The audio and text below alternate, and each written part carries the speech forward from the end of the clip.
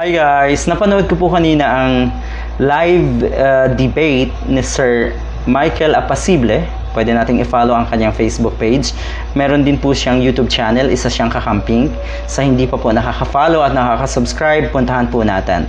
So merong nangyaring live debate between Sir Michael Apacible at kay Mark Lopez. Siguro po ay kilala nyo.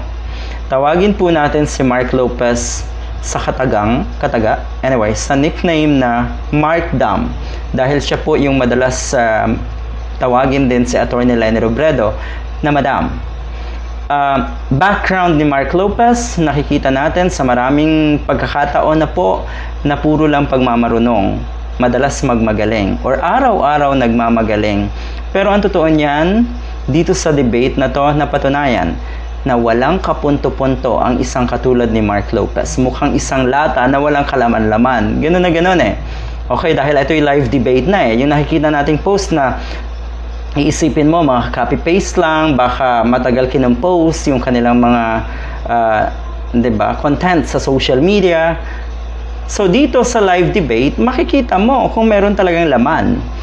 Walang kapunto-punto, uulitin ko, dahil bukang bibig lang na si Mark Lopez, natalo pa rin daw si Attorney Leni Robredo at ang mga kakamping. 'Di ba? Madalas niya ring ipamukha sa mga kakamping na wala na masyadong naniniwala sa ipinaglalaban nating mga kakamping na nasa social media. Katulad nga po ni Sir Michael Apacible, na konti lang daw ang followers, konti ang engagement, konti ang viewers. O di ba? Hindi po kasi tanim followers ang nangyayari sa amin, at lalo pong walang mga trolls na sumusuporta sa bawat account ng mga kakamping.